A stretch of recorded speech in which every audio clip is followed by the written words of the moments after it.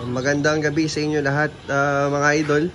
Maraming nagtatanong sa atin, paano nga ba natin malalaman yung babae at lalaki sa mga sa mga seho ganito.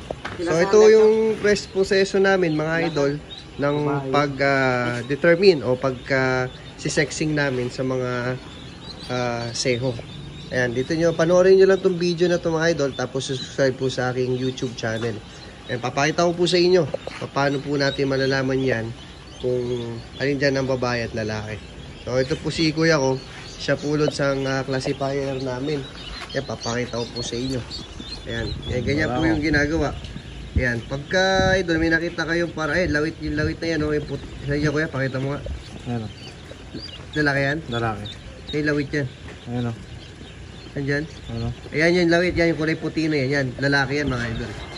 Yan. Yung kuya, yung babae naman, pakita mo. Yan.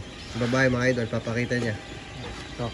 Ayan. Pag babae naman po, ganyan naman po itsura niya, no? I-zoom lang natin. Pakita mo nga, kuya.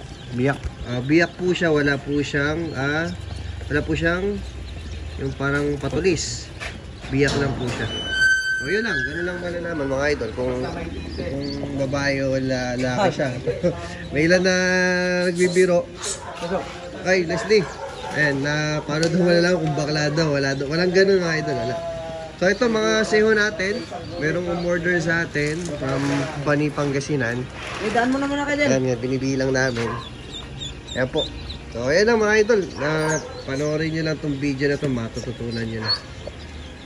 Ginaganyan lang ho yung yung banda sa puwitan po nila para makita yung mga ari po ng mga itik natin. So baka nagsasabi, tinatapon lang daw yung mga sisiw. Hindi po, mga idol. Yung lambot naman po yung yung binabagsakan nila.